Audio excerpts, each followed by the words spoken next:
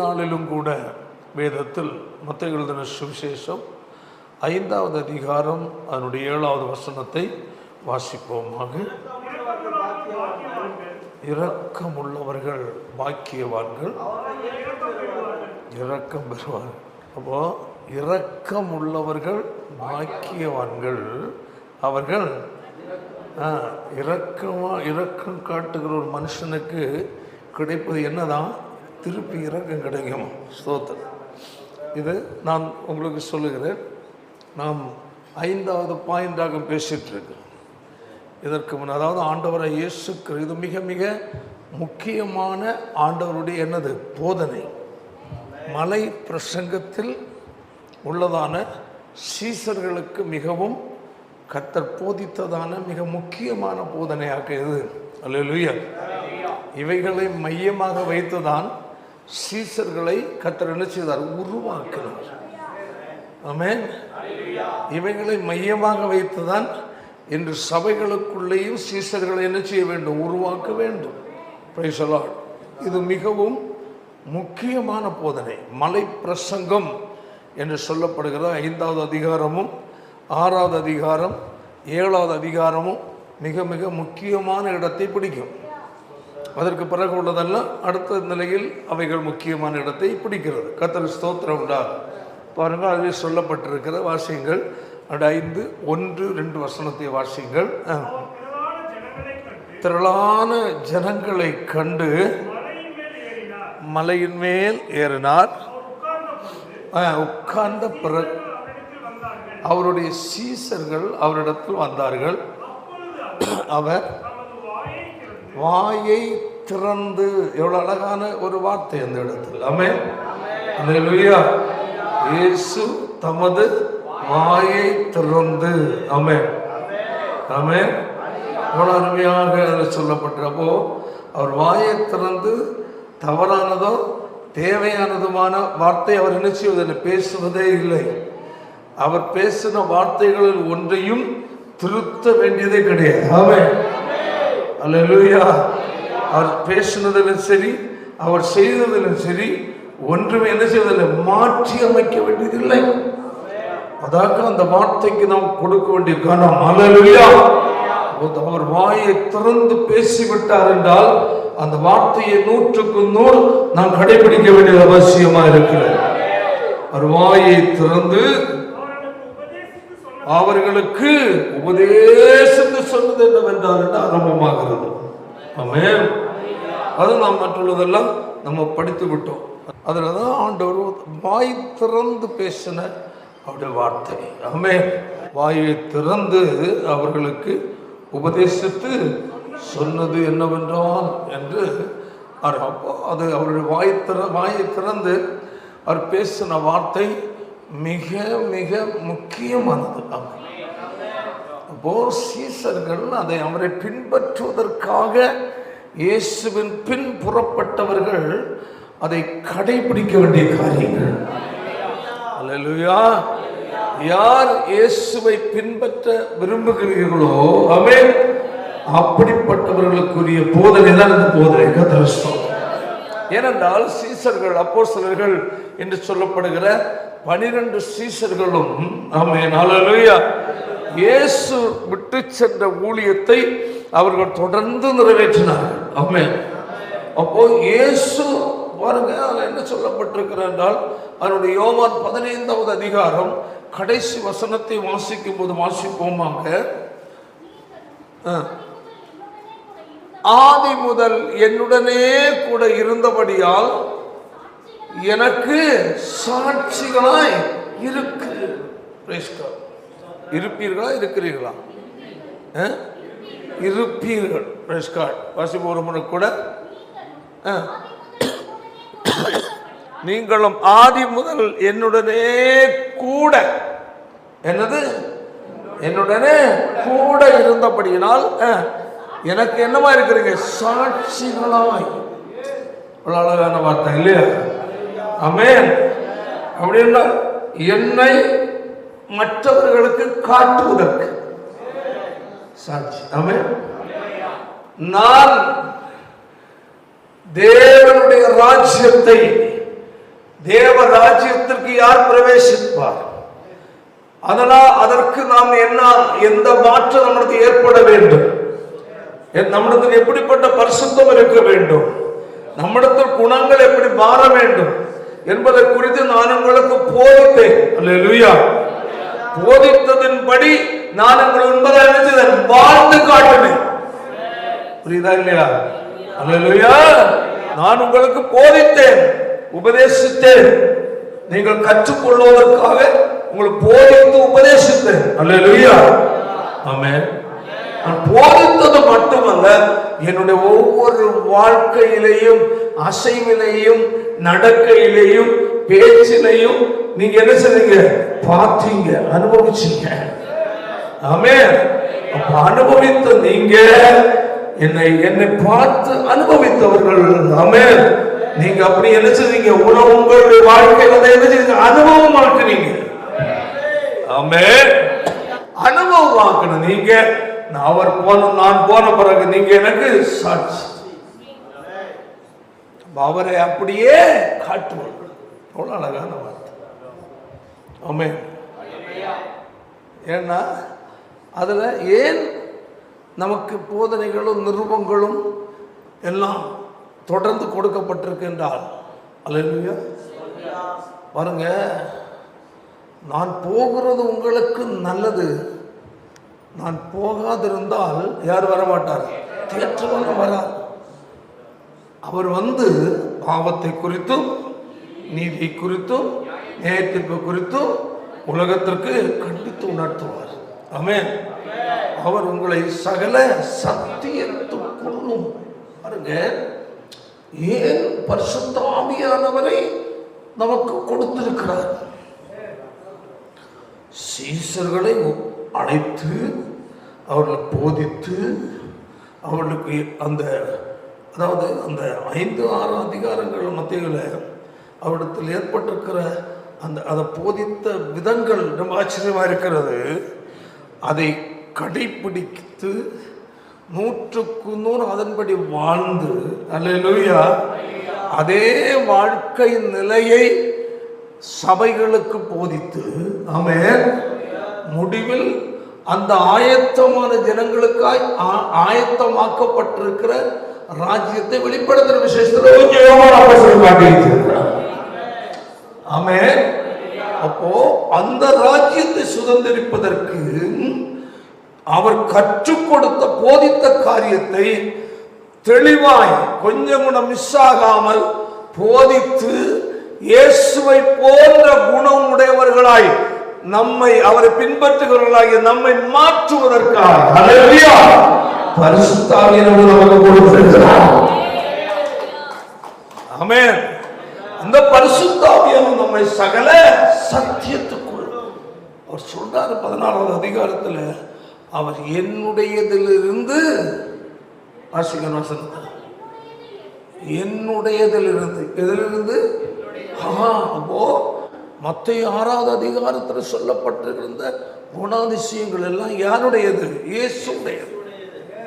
ஆமென். அப்ப அவர் வந்தா யாருடையதிலிருந்து கொடுப்பார்? இயேசுடையதிலிருந்து தான் கொடுப்பார். என்னுடையதில் இருந்து எடுத்து அறிவிப்பதனால் அவரை மகிமைப்படுத்துவாரா? அவருடைய போதனையே யார? இயேசு. அல்லேலூயா. இயேசுடையதிலிருந்து எடுத்து கொடுக்கிறவர் பரிசுத்த ஆவியானவர். இயேசு என்ன போதித்தாரோ, எப்படி போதித்தாரோ, கொஞ்சமும் மாற்றம் இல்லாமல், அல்லேலூயா, கொஞ்சமும் அதிகம் இல்லாமல், கொஞ்சமும் குறைவில்லாமல் போதிக்கிறவர் பரிசுத்த ஆவியானவர். அல்லேலூயா. அதான் விஷயம். அப்போ அதான் சொல்லப்பட்டிருக்கு. அதில் உள்ள முக்கிய குணம் நம்ம எல்லாம் சொல்லிட்டோம். ஆவியில் எளிமை உள்ளவர்கள் பாக்கியவான்கள், துயரப்படுகிறவர்கள் பாக்கியவான்கள், சார்ந்த குணமுள்ள பாக்கியவான்கள், நீதி மேல் பசிதாக உள்ளவர்கள் பாக்கியவான்கள். அடுத்தது என்னது? இரக்கம். இயேசுவிடத்தில் இருந்த பெரிய குணம் ஒன்று என்னது? இரக்கம். சங்கீதங்களும் நிறைய இடங்களை பார்க்க முடியும். தேவன் இரக்கமும் மனதுருக்கும். நிறைய பார்க்க முடியும். ஏராளங்கள். நம்முடைய தேவன் எப்படி உள்ளவர்? இரக்கம் உள்ளவர்.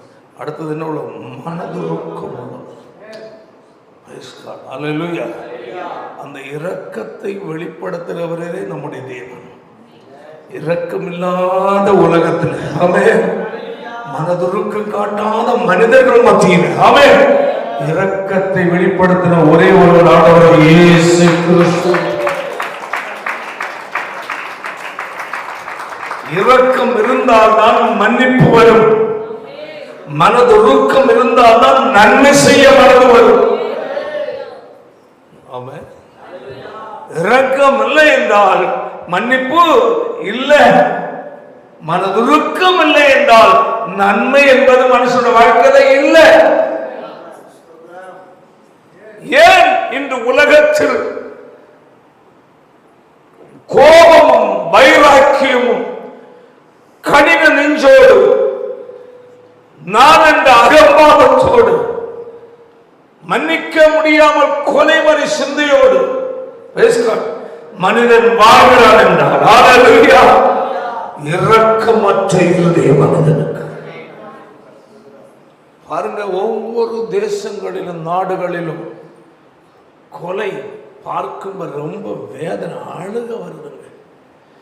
சின்ன குழந்தைகள், கவனி, சின்ன குழந்தைகள்,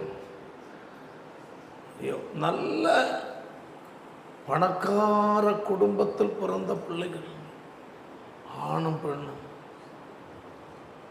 அதோட சரியான உடுதுணி இல்லை, கிழிஞ்ச துணி, தட்டு இல்லை, பானை, அலுமினிய பாத்திரங்கள், ராஃபம், சாப்பிட தட்டு இல்லை. நல்ல அழகா பொது பொதா இருந்த உடம்பு, ஒவ்வொரு எலும்பும் அந்த குழந்தைகளை நிப்பாட்டிட்டு எண்ணலாம், அப்படியே காஞ்சி சாப்பாட்டுக்காக கதறது. இந்த யுத்தத்தை நடப்பிக்கிறவங்களுக்கு கொஞ்சம் கூட மனசாட்சி இல்லை, இரக்கம் இல்லை. அழுறான், மண்ணை அள்ளி வாயில் போட்டு சாப்பிட ஒன்றும் கிடையாது. அதெல்லாம் பார்க்கும்போது நமக்கெல்லாம் வருத்தமாக இருக்கு, வேதனையாக இருக்கு. அவ்வளவு மனுஷனிடத்தில் என்ன இல்லை? இரக்கம் இல்லைங்க. சாப்பாட்டுக்காக மற்ற நாடுகளிலிருந்து உணவுகளை கொண்டு வந்து கொடுக்குற சாப்பாட்டுக்காக தட்டு கையிலேருந்து வரிசையில் நிற்கிறாங்க. அந்த நேரம் துப்பாக்கியில் சுட்டு கொள்கிறாங்க. சாப்பாட்டுக்காக நிற்கும்போது எதிர்பார்ப்பும், சாப்பாடு அங்கே இருக்குது, இன்னொரு 10 பேர் தாண்டினா எனக்கு சாப்பாடு கிடைக்கணும் ஆவலோடு நின்றுட்டுருக்குறாங்க பிள்ளைகள். 4 ஸ்டெப்பு வைக்கிறதுக்குள்ள அப்படியே சாஞ்சிடறாங்க. இரக்கம் இல்லை. ஆட்சி அதிகாரத்தில் இருக்கிறவர்களுக்கு இரக்கம் இல்லை. நம்முடைய இந்தியாவில் இரக்கமற்றவர்களே ஆட்சியாளர்களாக இருக்கிறார். மனிதனுக்கு எவ்வளவுதான் அழிஞ்சு போனாலும் பரவாயில்ல, என் பதவியை தக்க வைக்க வேண்டும். மதமும் தெய்வம் என்று சொல்லுகிறவைகளை முன்னிறுத்தி மக்களை ஏமாற்றி மக்களுக்கு நன்மை செய்ய மனமற்று இரக்கமோ மனசாட்சி இல்லாத கொடூர நெஞ்சம் உள்ள மனிதர்களாகத்தான் இன்று நாடை ஆட்சி செய்கிற தலைவர்களாக இருக்கிறார்கள். இப்படிப்பட்ட நாடுகளில் தான் இன்று உலகத்தில் மக்கள் வாழ்ந்து கொண்டிருக்கிறார்கள். ஆனால் முதலாவது அன்பு என்றால் என்ன என்பதை உலகத்துக்கு வெளிப்படுத்துகிற நம்முடைய அருமை ஆண்டவர் இயேசு.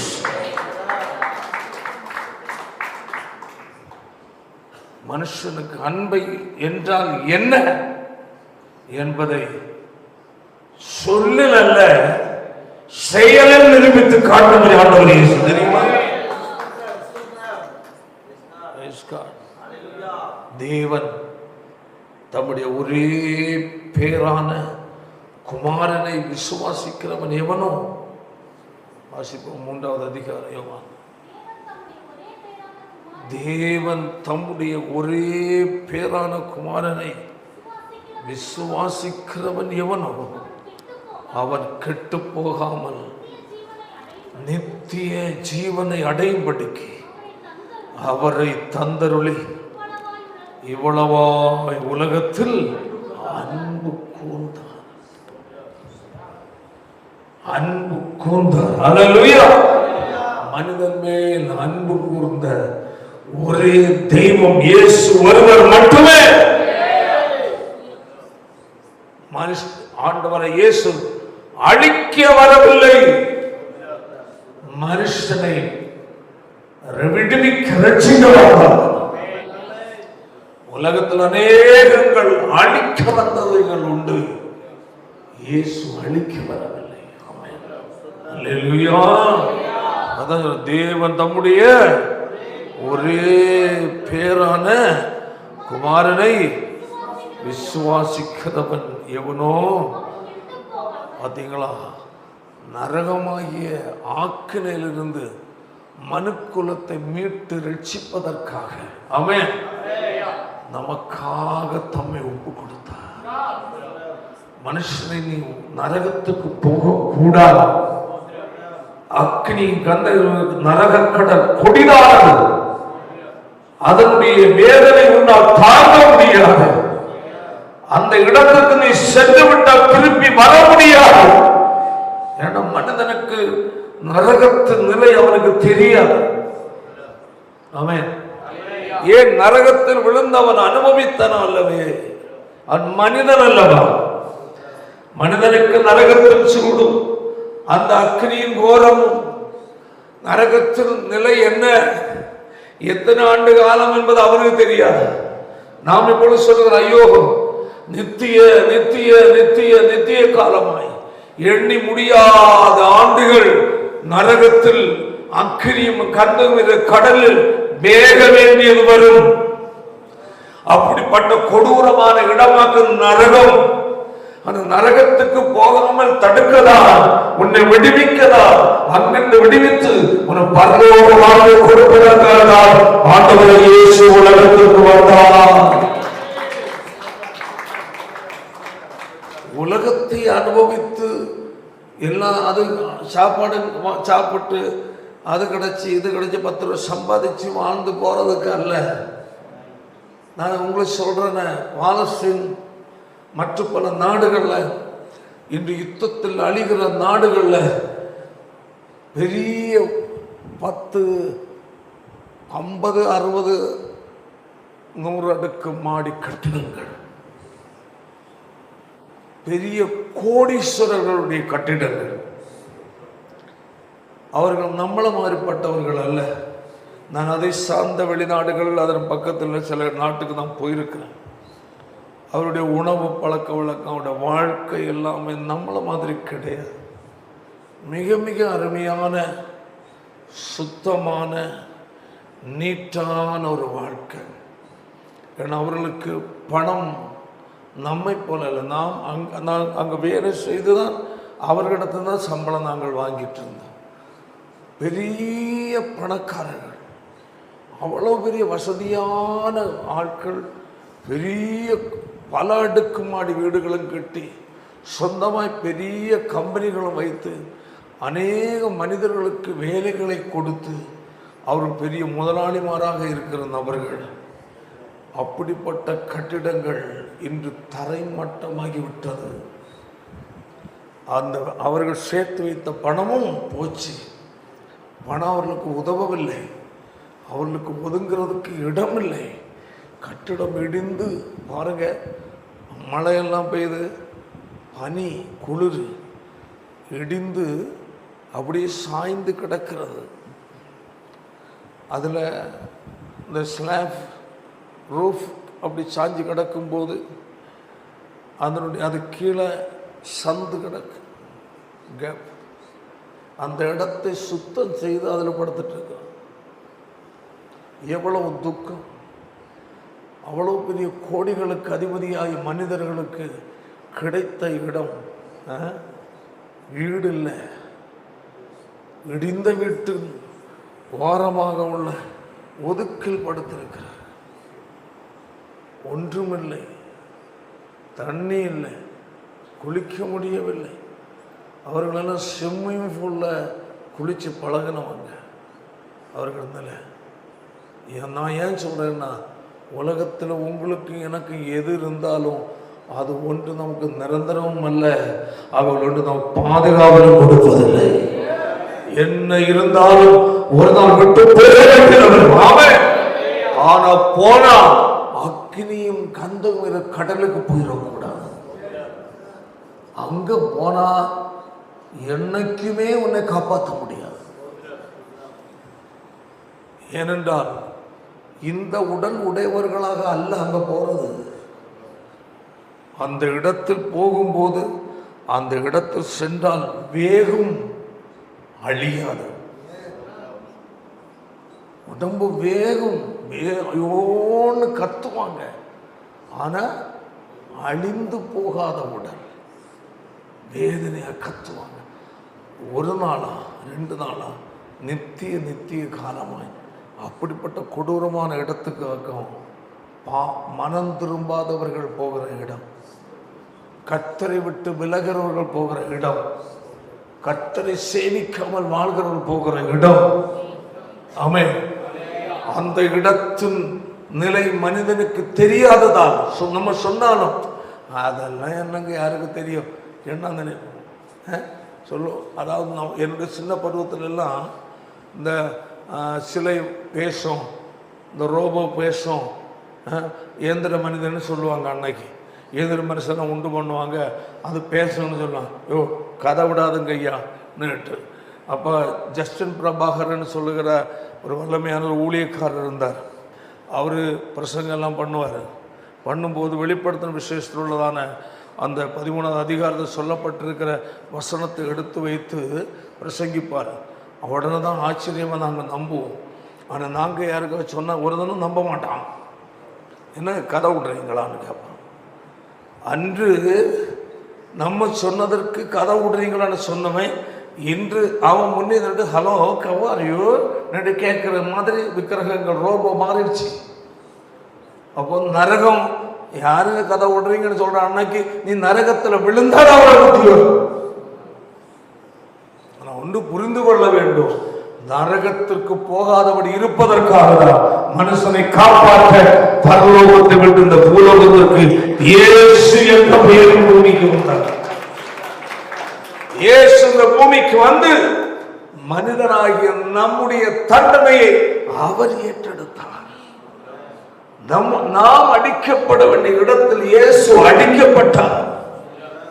நாம் சிந்த வேண்டிய இரத்தத்தை இயேசு சிந்தினார். நாம் விட வேண்டிய ஜீவனை இயேசு விட்டார். நீ ஒன்று மட்டும் செய்தா போதும், இயேசுவே நான் பாவி, என்னை மன்னியும், என் உள்ளத்தில் வாழும், என் உம்முடைய மகனாய் மகளாய் மாற்றும். அப்பா, நான் இன்று முதல் உமக்காய் வாழ என்னை ஒப்பு கொடுக்கிறேன். என் பாவங்களை மன்னியும் என்று சொல்லி யார் தங்களை ஒப்பு கொடுக்கிறார்களோ அல்லேலூயா, அவர்களின் சொந்த பிள்ளையை அவர் மாற்றுகிறதே, அந்த அடைவிலிருந்து அவரை விடுவிக்கிறதே. ஆமென். ஹல்லேலூயா, ஹல்லேலூயா. அதான் சொல்லப்பட்டு தேவன் தம்முடைய ஒரே பேரான குமாரனை விசுவாசிக்கிறவன் எவனோ அவன்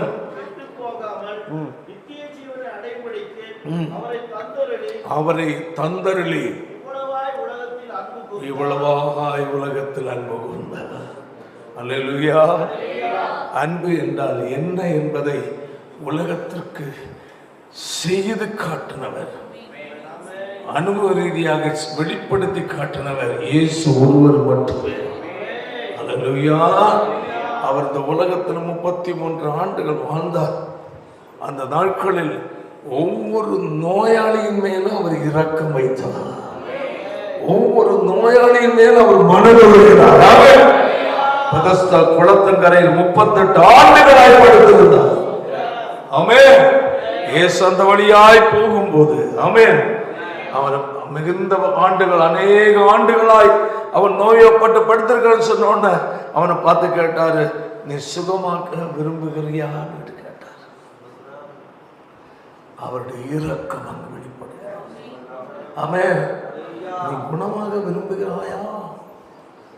எந்த மனுஷனும் கேட்காத 38 வருஷமாய் படுத்திருந்தான். வேறு யாராவது கேட்டிருக்கலாம், எப்பா தேவதூதம் வந்து குளத்தை கலக்கும்போ நான் இங்க உங்ககிட்ட நிற்கிறேன், உன்னை தூக்கி தண்ணியில் போடுறேன், உனக்கு நான் உதவி செய்யறேன்னு யாராவது இறக்கப்பட்டாங்களா? இல்லை. அதை இயேசு கேட்டா, குணமாகப்பட விரும்புறியா? சொன்ன, ஆண்டவரே தூதன் வந்து தண்ணியை கலக்கும்பா, எனக்கு உதவி செய்ய யாரும் இல்லை. 38 வருஷமா நான் இங்கேயே படுத்துட்டு இருக்கேன். என் கண்ணுக்கு முன்னே அநேகர் போய் குணமாய் போயிட்டு இருக்கிறாங்க. ஆண்டவர் சொன்னார், அல்லேலூயா, எழுந்திருவன் படுக்கை எடுத்து கொண்டு நடந்தார். அந்த இரக்கம் அங்கு வெளிப்பட்டது. பரதமை குருடன் இயேசுவை கூப்பிட்டார். அங்கு அவர் நின்று அவனை அழைத்து வர சொன்னார். நான் எனக்கு என்ன செய்ய வேண்டும் என்று கேட்டார். அவனுடைய இரக்கம், நான் பார்வை அடைய வேண்டும், மனதுருக்கு வெளிப்படுகிறது. ஆமென். அவன் கண்களை திறந்தான். குஷ்டரோகியா இருந்தவர் இயேசுவிடத்தில் வருகிறார். ஆமென். அவர் மேல் அவர் மனதுருகிறார். ஆமென். ஆண்டவராய் இயேசுவின் இரக்கத்திற்கு ஈடாய் உலகத்தில் எந்த மனிதனை இறக்கப்படவில்லை. அவரை போன்ற மனதிற்குள் ஒரு மனுஷன் இந்த உலகத்தில் பிறந்ததும் இல்லை, பிறக்க போவதும் இல்லை. அந்த சகல மனிதனும் கொடூர கொலைகாரமாக வாழ்ந்து கொண்டிருக்கும் போது ஒரே ஒருவர் மட்டுமே இரக்கமுள்ள தேவனாக இருக்கு. ஆமென்.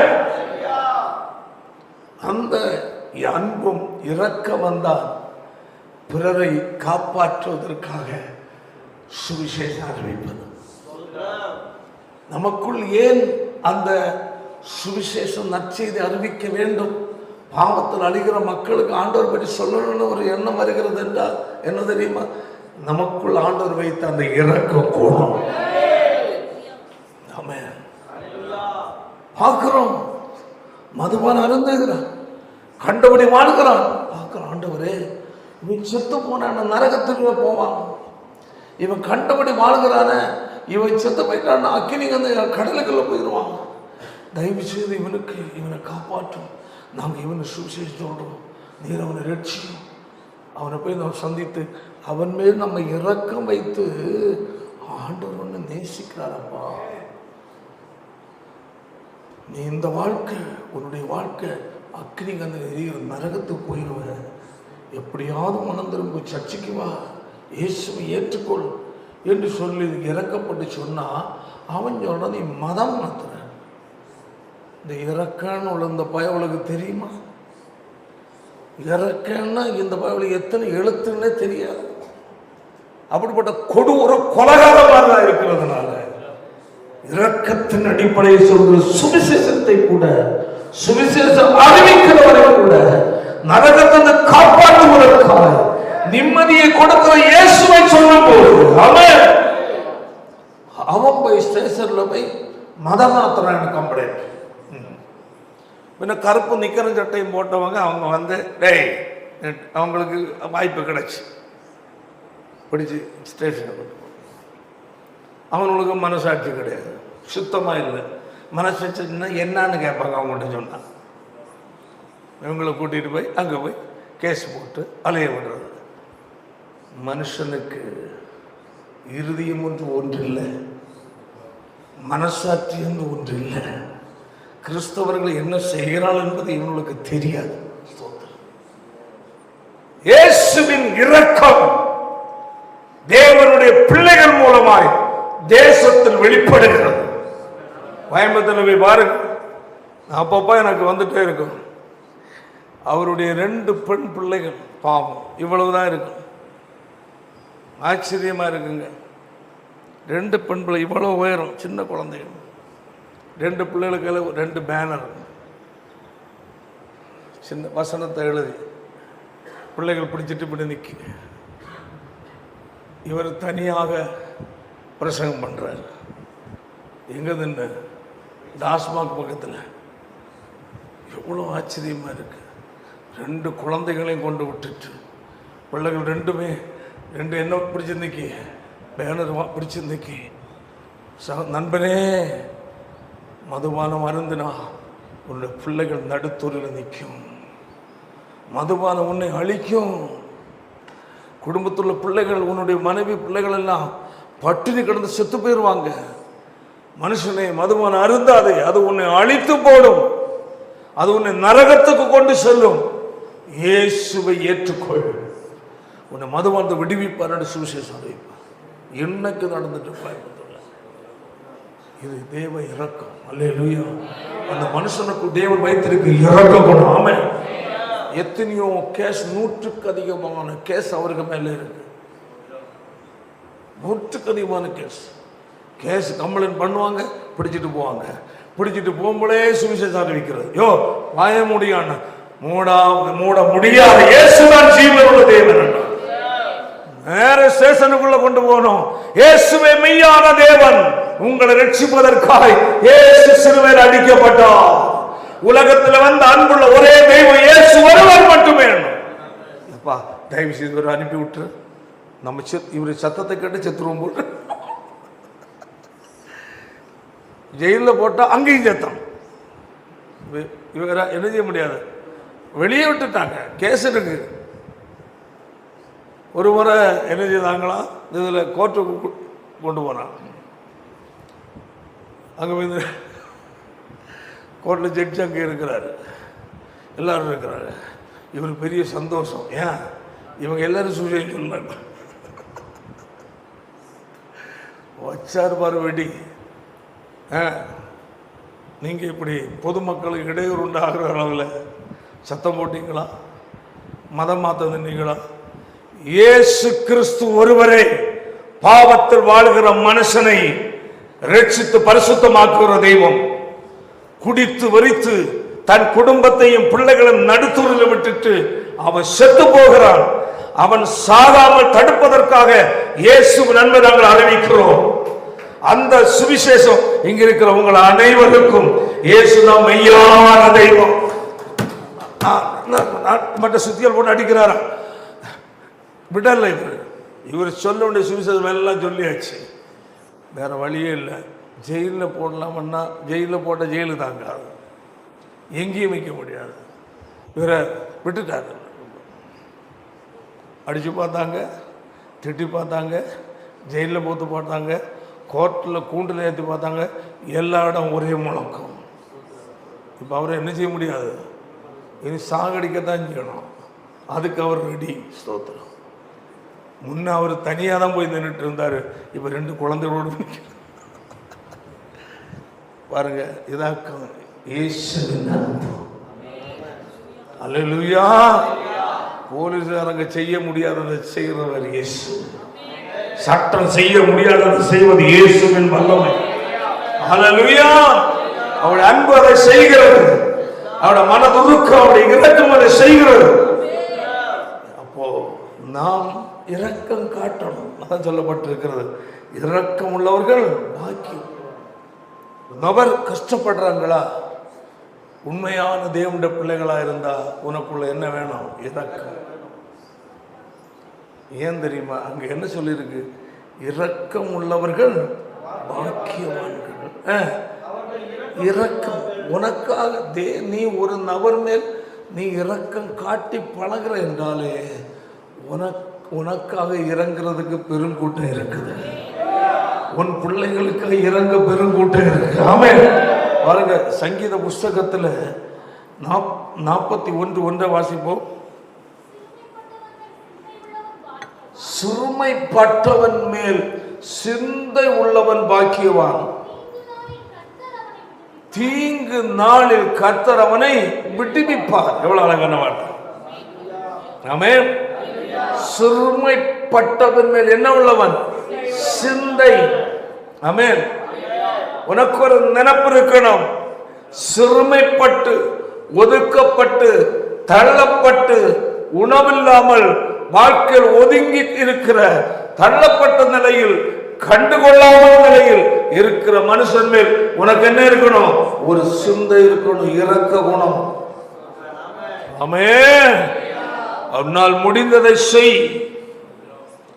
ஒன்று முடியவில்லை, 4 ரொட்டியாவது வாங்கி கொடு.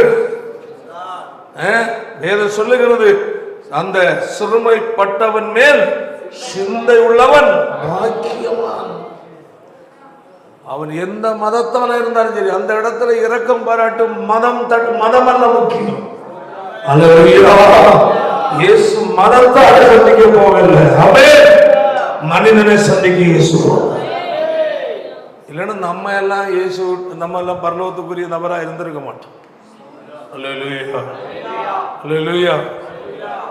நம்ம இவனெல்லாம் புறஜாதியார், சரியில்லாத பசங்க, இந்தியாவில் உள்ளவங்க எல்லாம் கல்லையும் மண்ணையும் கும்பிட்டு கிடக்கணும். இவங்க எல்லாம் நமக்கு வேண்டாமே வேண்டாம் என்று சொல்லிட்டு அவர் இஸ்ரவேல் ஜனங்களை மட்டும் பார்த்துட்டு இருந்திருக்கலாம். அல்லேலூயா. கர்த்தர் அங்கிருந்து தோமாவை இந்தியாவுக்கு அனுப்பிவிட்டார். புறஜாதியாக இருந்தாலும் அங்கே எனக்கு என்னுடைய ஜனங்கள் இருக்காங்க. எவ்வளவு நல்ல ஆண்டவர். ஆமென். அதான் சொல்லப்பட்டிருக்கிறது. அல்லேலூயா. தீங்கு நாளில் கர்த்தர் அவனை யார? சிறுமைப்பட்டவன் மேல் நீ கரிசனை காட்டினான், இரக்கம் செய்தான். அல்லேலூயா. என்னது? உனக்கு தீங்கு நாள் வரும்போது ஆமென், உன்னை கர்த்தர் விடுவிக்க வல்லவர். பிறரின் மேல் இரக்கம் பாராட்டினார், உன்னையும் உன் சன்னதியின் மேலும் இரக்கம் பாராட்ட ஒரு கூட்ட ஜனங்களை கர்த்தர் ஆயத்தப்படுத்தி வைப்பார். மனுஷன் எதை விதைக்கிறானோ அதையே அறுப்பான். மனுஷன் எதை விதைக்கிறானோ, உன்னிடத்திலிருந்து வெளிப்பட வேண்டியது கிறிஸ்துவின் அன்பை நீ விதை. அவருடைய இரக்கம் விதைக்கப்படட்டும், அவருடைய மனதுருக்கம் விதைக்கப்படட்டும். அல்லேலூயா. அப்பொழுதுதான் அல்லேலூயா உன்னை குறித்து இப்போ, அதாவது இப்போ நீங்கள் இப்போ சில முடிந்த அளவு உதவி செய்தீங்களோ இல்லையோ, சில கஷ்டப்படுறாங்க, அவங்க ஐயோ பாவன்னுட்டு நீங்கள் சொல்கிறீங்க, இருந்தால் உதவி செய்கிறீங்க, இல்லை அதையாவது பார்த்து பரிதாபப்படுறீங்க, அந்த இறுதியும் இருக்குது. சிலருக்கு ஏழைகளுக்கு சில உதவிகளை செய்கிறீங்க. இதை பார்க்குற மற்ற ஜனங்கள் சரி அந்த இடத்துல நின்று அந்த ஆளுக்கு உதவி செய்கிறவங்க இந்த ஆளுன்னு அநேகரதை பார்ப்பாங்க. தேவனும் பார்க்கிறார். நாளைக்கு காலங்கள் கடந்து போகும். நம்முடைய வாழ்க்கையிலேயோ நம்முடைய பிள்ளைகளுடைய வாழ்க்கையிலேயோ சில இக்கட்டான சூழ்நிலை மத்தியில் என்ன செய்கிறதுன்னு நம்ம நிற்கும்போது ஆமென், நமக்கு உதவி செய்ய சில கரங்களை கத்திரங்கள் எழுப்பி. நம்ம சுயநலவாதியாக நம்ம இருந்தோம். இயேசு சுயநலவாதியாக இருக்கவில்லை. ஆமென். நம்ம சுயநலவாதியாக நம்ம வாழ்ந்து கொண்டிருந்தோம் என்றால் ஆமென், நாளை சிறந்தால் நமக்கு யாரும் இருக்க மாட்டோம். ஆனால் தேவனுடைய பிள்ளைகள் நம்முடைய வாழ்க்கை இயேசுவிடத்தில் இருந்த குணத்தில் மிக முக்கியமானது இரக்கம். சீசனுக்குள் இரக்கத்தை புகுத்தினார், இரக்கத்தை அவனுக்கு கற்றுக் கொடுத்தார், பிறருக்கு நன்மை செய்யும்படியாக அவனுக்கு கற்றுக் கொடுத்தார். ஆமென். அல்லேலூயா. பாருங்க, அப்போஸ்தலர் நடவடிக்கைகள்ல 3வது அதிகாரம் 1ஆம் வசனம். ஜெப வேளையாகிய 9ஆம் மணி நேரத்தில் பேதுருவும் யோவானும் தேவாலயத்திற்கு போனார்கள். தாயின் வயிற்றிலிருந்து மனுஷன் வந்தார்கள்.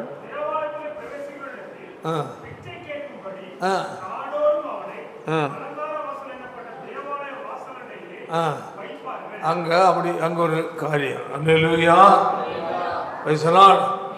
தேவாலயத்தின் வாசல் வேதம் சொல்லுகிறது அலங்கார வாசல். ஆமென். முக்கியமான இடம், எல்லாரும் போற இடம். அல்லேலூயா. அலங்கார வாசல் அருகே அலங்கோலமாய் ஒரு மனிதன் உட்கார்ந்துட்டு இருக்கான். ஆமென். தாயின் வயிற்றில் இருந்து பிறக்கும் போதே அவன் யாரு? சப்பான். அவனை கொண்டு வந்து என்ன செய்யறான்? கொண்டு வந்து ஒவ்வொரு நாளும் வைக்கிறது, தூக்கிட்டு போறது. அப்ப அவங்களுக்கு என்ன இருக்கு? கூலி ஆதாயம் இருக்கு. அதை விட்டுருவோம், அது இப்ப பேசணும். அல்லேலூயா. அப்போ இயேசுவின் சீசர்கள் பேதுருவும் யோவான் அந்த வழியா வர்றாங்க. அதான் ஆச்சரியம். அப்போ அதுவரையிலேயும் அநேகர் போயிட்டா இருக்கிறாங்க. அப்போ ஒரு இரக்க குணம், அன்பு வெளிப்படுவதற்கு தன்னுடைய வாழ்க்கையில் அனுபவித்தவன் 2 பேர் அங்கு வருகிறார்கள். வாசிப்போ. பேதுருவையும் கண்டு அவன் என்ன கேட்டான்? பிச்சை கேட்டான். அல்லேலூயா. நம்ம என்ன பார்த்துட்டு இவங்களுக்கு இதே வேலையா போச்சு, கையும் காலம் நல்லா இருக்கு, என் வேலை செய்ய பிழைக்கிறது தானே என்னுள்ள சொல்லுக்கு நமக்கு தோணும். ஏன் நல்லா தான் இருப்பான், ஆனால் கையும் காலம் இல்லாதவனுக்காக செய்யலாம் இல்லை, அதை யோசிக்க மாட்டோம். இதே போல் பேதுரு யோவான் நினைச்சிருக்கலாம், போயிருக்கலாம் நினச்சிட்டு பார்த்துட்டு ஐயா ஏதாவது கொடுங்க நட்டு பார்த்துட்டு சரி இங்கேயும் கொண்டு அலங்கார வாசலில் கொண்டு இவனை கொண்டு உட்கார வச்சிரு, வேறு இடம் இல்லையே உங்களை உட்கார வைக்கிறதுக்குன்னு நம்ம திட்டும். அவன் அதே மாதிரி அவங்களும் தட்டி நினச்சிட போயிருக்கலாம். ஆனால் ஐயா ஏதாவது கொடுங்கன்னு கேட்ட உடனே 2 பேரும் அங்கே நின்னாங்க. அவங்களுக்கு இரக்கம் வந்துச்சாங்க. அல்லேலூயா. இந்த இறக்கம் யார்கிட்ட கட்டுறது? இயேசு கொடுத்து கட்டுறது. அவர்கள் தாண்டி போகல. இயேசு போகும்போதும் அவங்களுக்கு ஞாபகம் வந்திருக்கும், இயேசுவே தாவீதின் குமாரனே எனக்கு இறங்குன்னு சொன்னோன்னு அவர் தாண்டி போகல, அவர் விட்டுட்டு போகல. சத்தத்தை கேட்டு நின்றார், திரும்பி பார்த்தார், அவன் அழைத்து வர சொன்னார். நான் உனக்கு என்ன செய்ய வேண்டும் என்று கேட்டேன். ஆமென். அல்லேலூயா. இதே போல இயேசுவிடத்தில் கற்றுக்கொண்டதை அல்லேலூயா பேதுரு யோவானாக நடைமுறைப்படுத்துகிறார், செயல்படுத்துகிறார். அவர்கள் செயல்படுத்துறது போல நாமும் செயல்படுத்த வேண்டும் என்பதுதான் முக்கியம். இயேசுவை கவனித்து பார். எபிரேயர்ல 3:1 சொல்லுகிறது. வாசிப்போம்.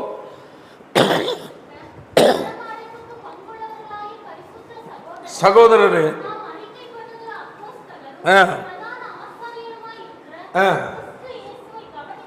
கவனித்து பாருங்கள், கவனித்து பாருங்கள்.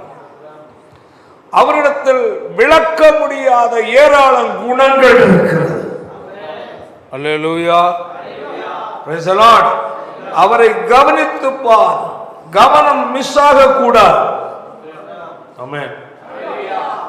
அதாவது அநேகர் ஏன் நம்மிடத்தில் பலரிடத்தில் குணங்கள் மாறவில்லை? தேவனுடைய பிள்ளைகள் என்று சொல்லுகிறவரிடத்தில் குணங்கள் கொடூர குணமும் கல் நெஞ்சமும் ஏன் இருக்கிறது என்றால் பார்ப்பது யாரை அல்ல, இயேசுவை அல்ல. அல்லேலூயா. மனிதர்களை. ஆமென். மற்ற விசுவாசியை பார்த்தே குறை பிடிக்கிற வேலை. விசுவாசி கிட்ட என்ன இருக்கும்? சத்தமா சொல்லு, குறைதான் இருக்கும். அதாவது கிறிஸ்துவின் சுபாவத்தை தேவ ஜனங்களுக்குள் புகுத்துவதற்காக பிரயாசப்படுகிறோம். உள்ளத்தில் இடம் இருந்தால்தான் அல்லேலூயா நாங்கள் போதிப்பது என்ன செய்யும்? உள்ள இடம் கொடும். ஸ்தோத்திரம்.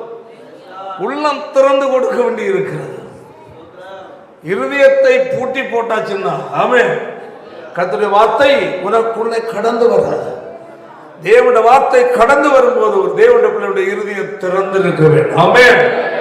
ஆண்டவரே, என்னுடைய இருதயத்தை உமக்கு முன்பாக திறந்து வைக்கிறேன். ஆண்டவரே, வசனமாகிய விதை எனக்குள் விளையாட்டு என்று சொல்லி ஆமென் திறந்து வைத்திருக்கும் போது ஆமென் அந்த விதை நல்ல நிலத்தில் விழும்போது ஆமென், அது எப்படி அது பலன் கொடுக்கிறது, அதுபோல ஒரு தேவனுடைய பிள்ளையின் வாழ்க்கையில பலனுள்ள ஒரு மாற்றம் உள்ள ஒரு வாழ்க்கை காணப்படும். ஆமென், அல்லேலூயா. சரி, பாருங்க, அவங்க 2 பேரும் போறாங்க. போகும்போது அவன் கூப்பிடுறான், ஏதாவது கிடைக்கும் வாசிப்போம்.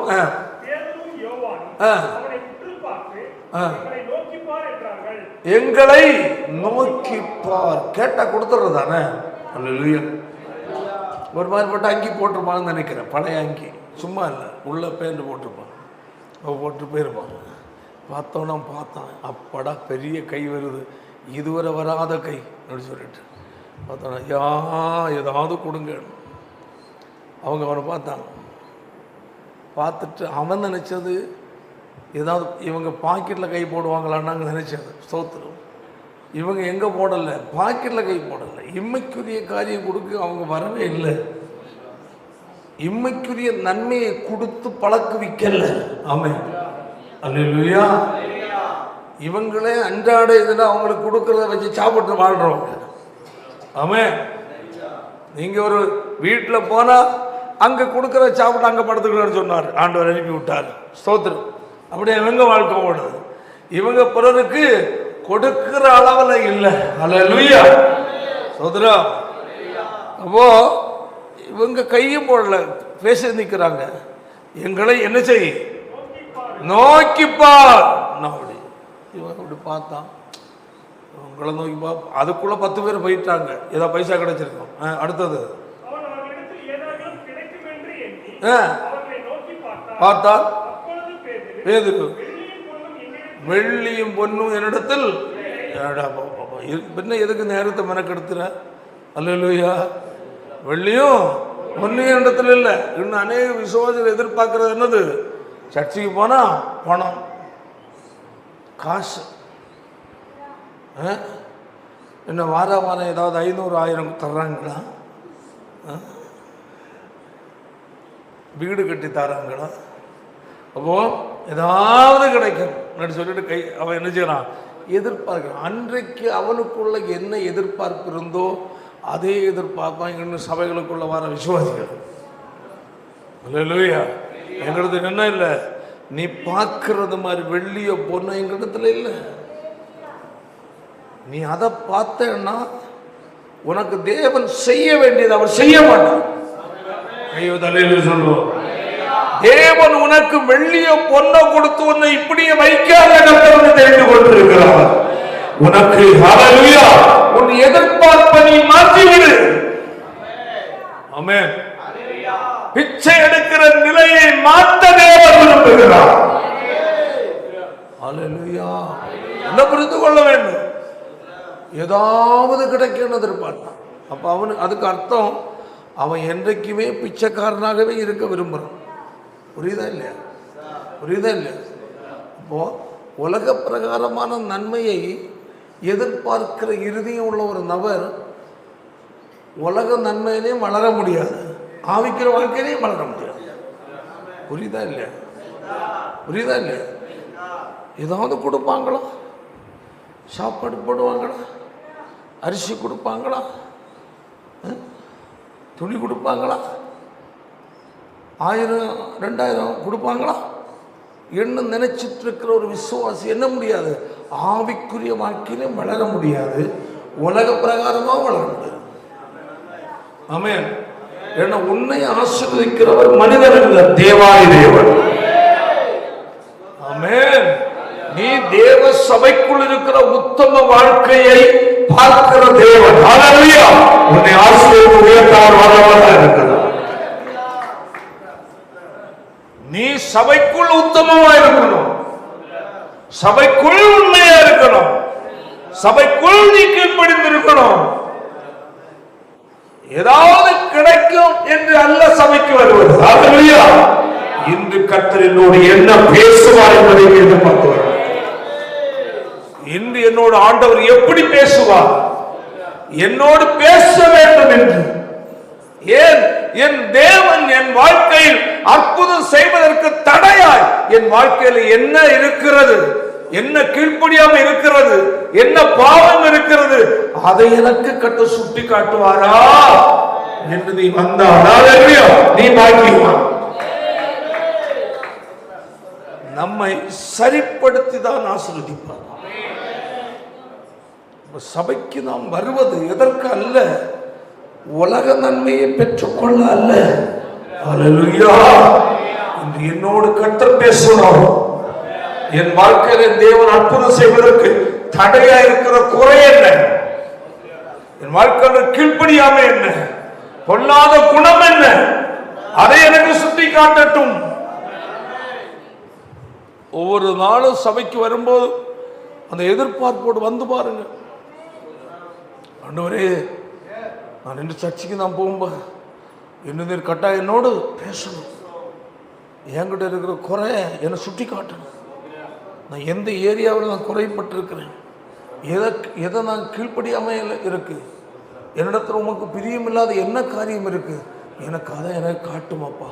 ஏன் என்னை நான் பார்க்க முடியாது, என்னை நான் பார்க்க முடியாது. என்னை பார்க்கிற நீ ஒருவர் மட்டுமே. என்னை பாஸ்டரும் பார்க்க முடியாது, என்னை விசுவாசிகளும் பார்க்க முடியாது. என்னுடைய அந்தரங்க வாழ்க்கையை பார்க்கிற ஒருவர் அவர்தான். என்னோடு பேசும், உம்முடைய சத்தத்தை நான் கேட்கட்டும். ஆமென். அந்த எதிர்பார்ப்பில் வந்தால் ஹல்லேலூயா, அப்படிப்பட்ட நபர்கள் மீது தேவனுடைய கண்கள் பதியும். அப்படிப்பட்டவருடைய வாழ்க்கையில் கர்த்தர் அற்புதம் செய்ய விரும்புகிறார். நான் எப்படி வாழ்ந்தால் என்ன, எனக்கு ஏதாவது செய்யுங்க. ரெண்டு போன நல்லா இருக்குமா? குருடனே இயேசு உன்னை அழைக்கிறாருன்னு சொன்ன உடனே மேல அங்கி என்ன பண்ணிட்டான், தூக்கி போட்டுட்டான். வந்தான், அங்கியோட வரல, மேல போத்தி இருந்த துணியோட வரல, மேலங்கி என்ன பண்ண தூக்கி போட்டுட்டான். வந்தான். அதையும் இருக்கட்டும், இயேசு அற்புதம் செய்வார், நான் வரல. அவனுக்கு தெரிஞ்சது மேல போத்தி இருக்கிறத தூக்கி வீசணும். அப்பதான் என் நிலைமைக்கு மாற்றம் வரும். அல்லேலூயா. உன்னில் ஒரு பெரிய ஒரு மாற்றத்தை கொடுப்பதற்கு தேவன் விரும்புகிறார். இருக்கிற நிலையில் இருக்க வேண்டிய நபர் அல்ல, கஷ்டத்துக்குள் வாழ வேண்டிய நபர் அல்ல. உலகத்துக்குரிய எதிர்பார்ப்பு, உலகத்துக்குரிய ஆசைகள், உலகத்துக்குரிய ஐஸ்வர்யங்கள், உலகத்தின் நன்மையை நீ தேடி சபைக்கு வராத. அல்லேலூயா. எனக்கு என் தேவனுடைய சத்தம் நான் கேட்க வேண்டும், என் தேவனோடு பேச வேண்டும். ஆமென். என் தேவனுடைய வார்த்தை எனக்கு கடந்து வரும் என்றால் என் வாழ்க்கையில எதெல்லாம் நடக்கணுமோ எல்லாம் சரியா நடக்கும். ஆமென். அல்லேலூயா.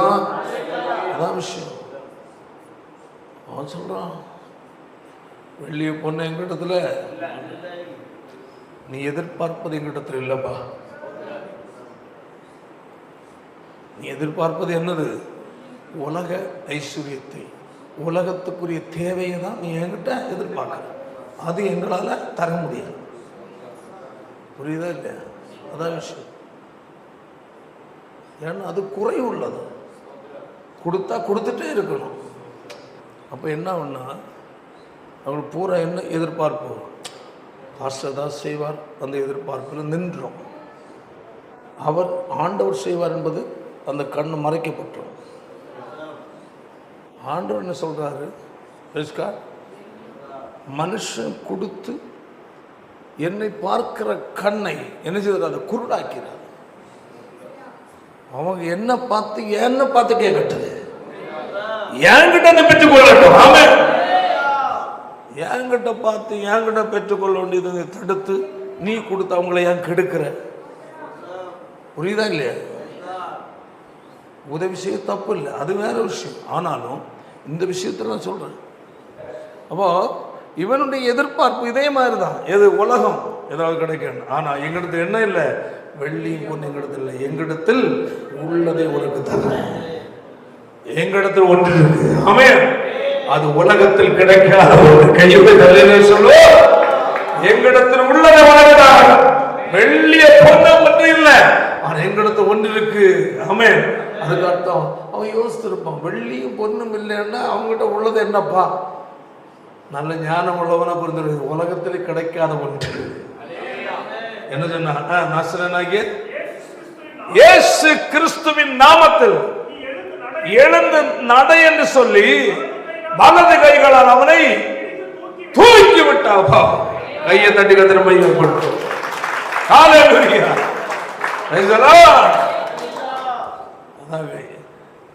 எங்களிடத்தில் ஒன்றே ஒன்று இருக்கிறது, அதை தருகிறோம்.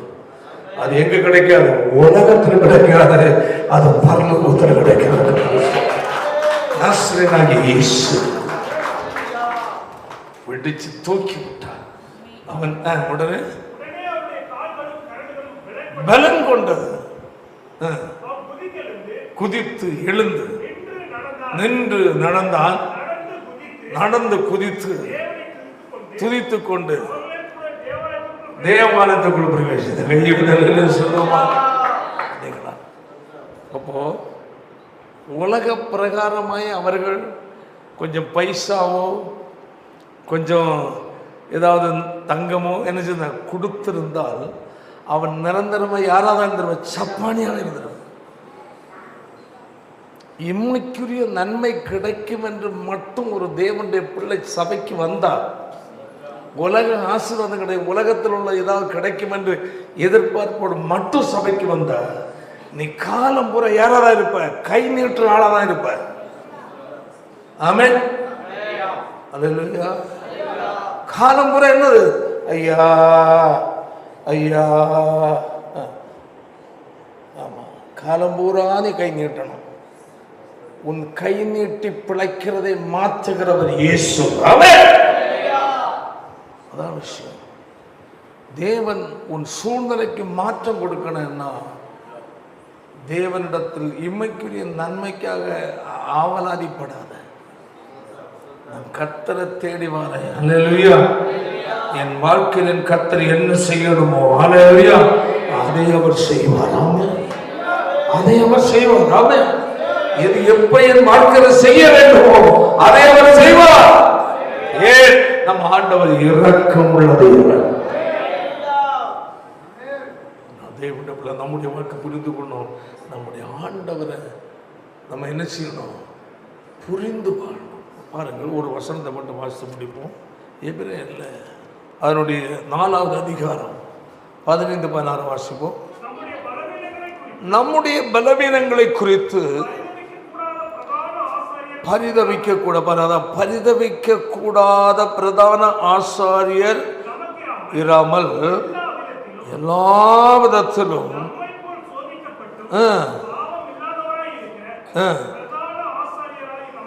இருக்கிறார்.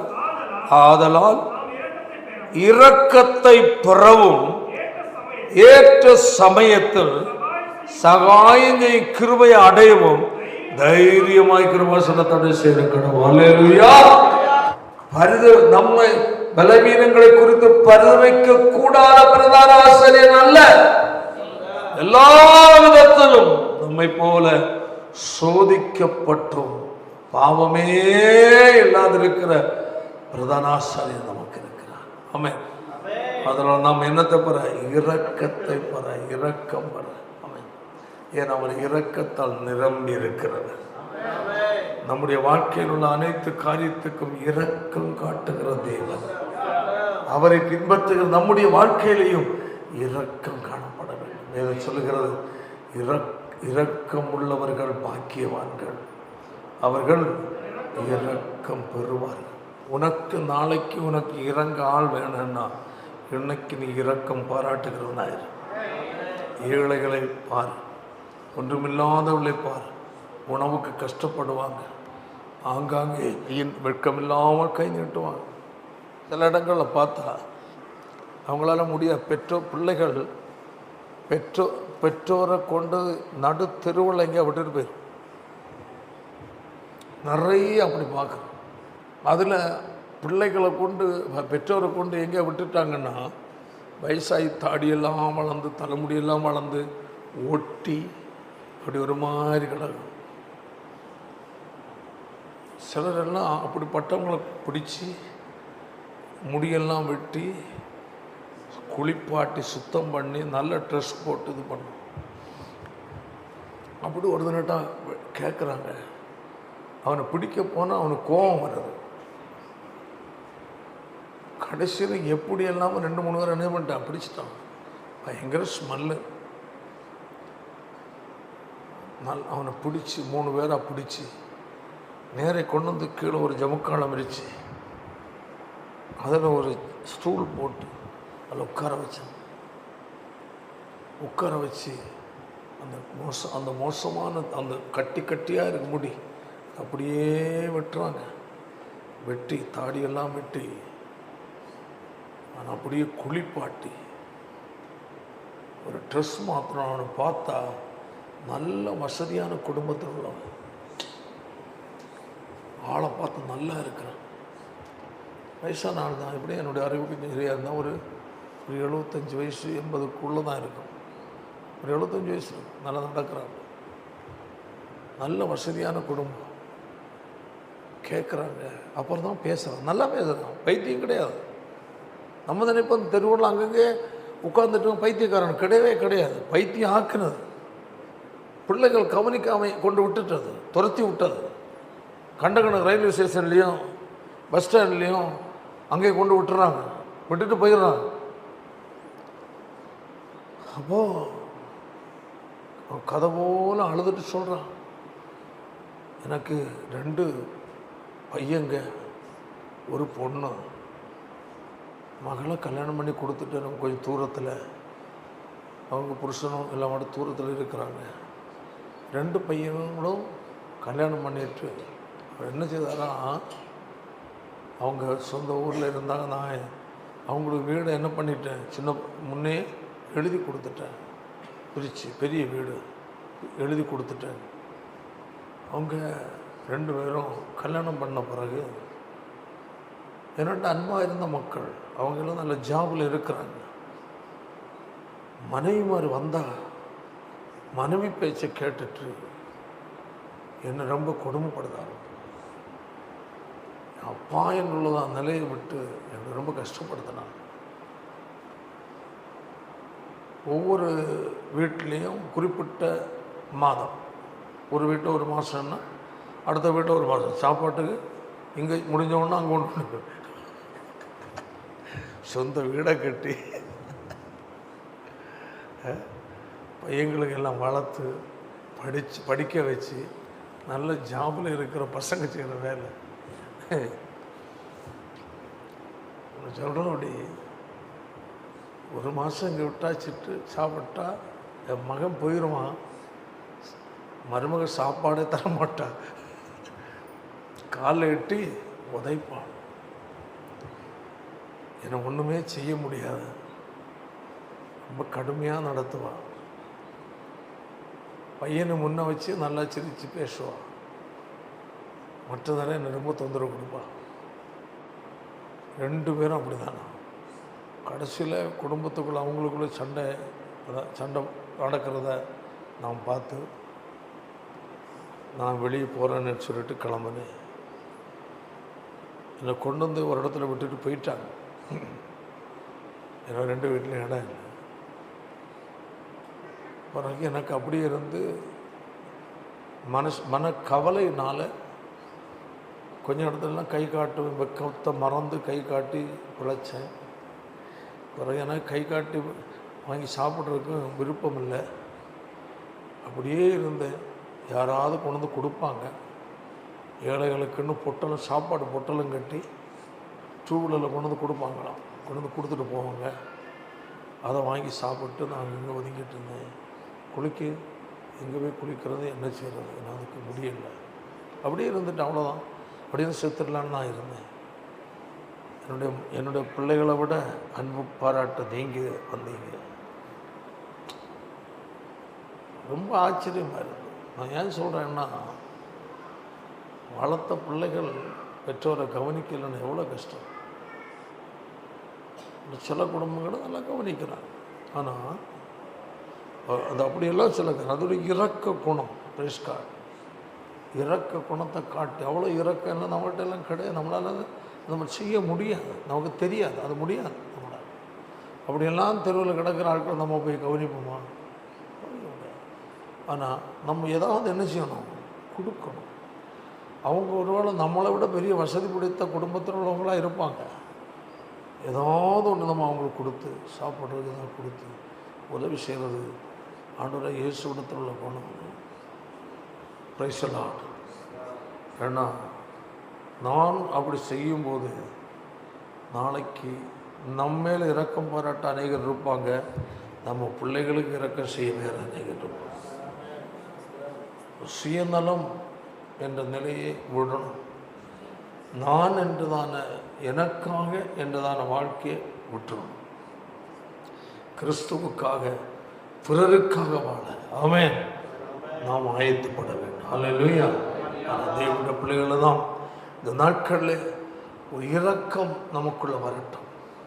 ஒரு விசுவாசியை பார்க்கும்போது ஒன்றும் வேண்டாம், பார்த்து கை கொடுத்து பிரதர் நல்லா இருக்கிறீங்களா, சிஸ்டர் நல்லா இருக்கிறீங்களா, இப்படி இருக்கிற பிள்ளைகள் என்ன செய்கிறாங்க, படிக்கிறாங்களா, எப்படி வீட்டுக்காரர் எப்படியெல்லாம் விசாரிக்கிறதாவது செய்யுங்க. அது ஒரு இறக்க குணம்.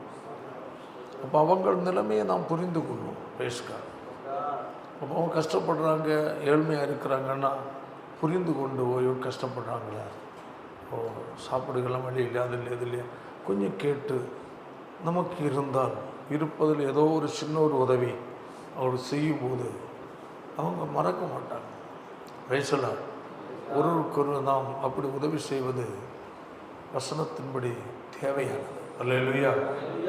தேவனுடைய பிள்ளைகள் நாம் அதில் ரொம்ப கவனமாக இருக்கணும். Price the Lord. பிறர் மேல் இரக்கம் பாராட்டுவோம். இரக்கம் மற்றவர்களாக நாம் வாழ்ந்தால் நாளைக்கு நமக்கு இரக்கம் பாராட்டுக்கு ஆள் இருக்க மாட்டாங்க. நம்ம கொடுக்குற குணம் யாரை பார்த்தாலும் கடிச்சு முடிச்சு ஏய் என்னதான் வச்சுருக்கிற அப்படி தடா அப்படிலாம் நின்றுட்டு யார்கிட்டையும் ஒரு அன்பாக பேச மாட்டோம். ஒரு கொடூர குணமாக இருப்போம். மூஞ்ச பாறை போல் வச்சுட்டு வாழ்வோம். ஸ்தோத்திரம். நாளைக்கு எல்லோரும் வாரவங்க எல்லாருமே நம்ம பார்த்து பாறை போல் மூஞ்ச காட்டுவோம். இதே கஷ்டப்படும். ஸ்தோத்திரம். நம்ம எல்லார்கிட்டையும் அப்படி இருந்தால் அவங்களும் நாளைக்கு எல்லா மூஞ்சும் பாறையாக தான் இருக்கும். ஸ்தோத்திரம். நம்ம அப்படி காட்டிட்டோம். ஆனால் தேவனுடைய பிள்ளைகள் நம்ம மாற்றங்கள் உண்டாகும். நம்முடைய இறுதியை மாறினா முகம் மாறும். முகம் மாறினால் வாய் மாறும். ஆமாம், கனிவாக பேசும். அல்லேலூயா. அந்த குணங்கள் நம்மிடத்தில் வரட்டும். கர்த்தர் நமக்கு உதவி செய்வாராக. எல்லாரும் முழங்கால் படிட்டு வச்சிருக்கோம். Price God. இரக்கமுள்ளவர்கள் பாக்கியவான்கள், அப்பொழுது இரக்கம் பெறுவீர்கள். ஆமென். நாம் மற்றவர்கள் மேல் நாம் இரக்கம் காட்டும் போது நாளை நம்மேல் இரக்கம் பாராட்ட அநேகரை கர்த்தர் வைத்திருப்பார். சிறுமைப்பட்டவன் மேல் சிந்தை உள்ளவன் பாக்கியவான். தீங்கு நாளில் கர்த்தர் அவனை விடுவிப்பார். நாம் மற்றவர்கள் கஷ்டங்கள், வியாதிகள், இல்லாய்மை, ஏழ்மை, அவர்கள் மேல் நாம் இரக்கம் பாராட்டும் போது, ஒரு நாள் நாம் கஷ்டப்படும் போது நாம் பிள்ளைகள் மேல் இரக்கம் பாராட்ட அநேகரை கர்த்தர் எழுப்புவார். நம்முடைய அருமை ஆண்டவர் மனது உருக்கம் உள்ளவர், இரக்கம் உள்ளவர். அவரிடத்தில் வருகிறவர்கள் எல்லாரும் மேல் அவர் இரக்கம் பாராட்டினார். Praise God. சீஷர்கள் அதே இரக்க குணத்தை வெளிப்படுத்தினார்கள். இயேசுவுக்கு மாதிரியாக இருந்தார்கள். எனக்கு நீங்கள் சாட்சியாக இருக்கிறீர்கள் என்று ஆண்டவர் சொன்னார். அதே நிலை நம்மிடத்தில் கர்த்தர் எதிர்பார்க்கிறார். அன்பான தேவனுடைய பிள்ளைகளே, நம்மிடத்தில் இயேசுவின் குணங்கள், சுபாவங்கள் உள்ளவர்களாய் நம்மை மாற்ற நம்மளை ஒப்புக்கொள்ளும். எல்லாரும் ஜெபிப்போம். எங்கள் பரிசுத்தமுள்ள நல்ல பிதாவே, இந்த ஆசீர்வதிக்கப்பட்ட நல்ல நாளுக்காய் ஸ்தோத்திரம். மலை பிரசங்கத்தில் அருமை ஆண்டவர் போதித்த காரியங்களை தியானித்துக் கொண்டிருக்கிறோம். வேதம் சொல்லுகிறது, இரக்கமுள்ளவர்கள் பாக்கியவான்கள், அப்பொழுது இரக்கம் பெறுவீர்கள் என்று சொல்லப்பட்டார். நாங்கள் பிறர் எங்கள் மேல் இரக்கம் பாராட்டுவதற்கு இன்று எங்களுக்கு தேவன் கொடுத்த இந்த காலகட்டத்தில் பிறர் மேல் நாங்கள் இரக்கம் பாராட்டுகிறவர்களாக காணப்பட கர்த்தர் கிருபை செய்வீராக.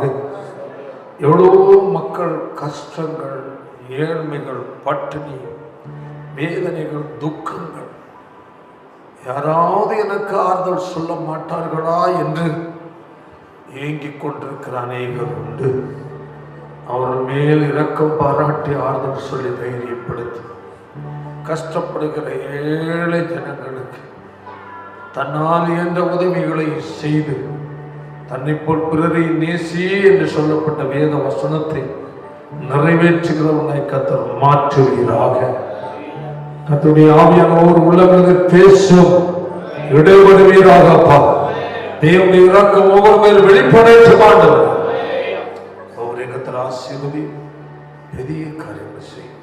இயேசுவின் மூலம் ஜெபிக்கிற நல்ல பிதாவே.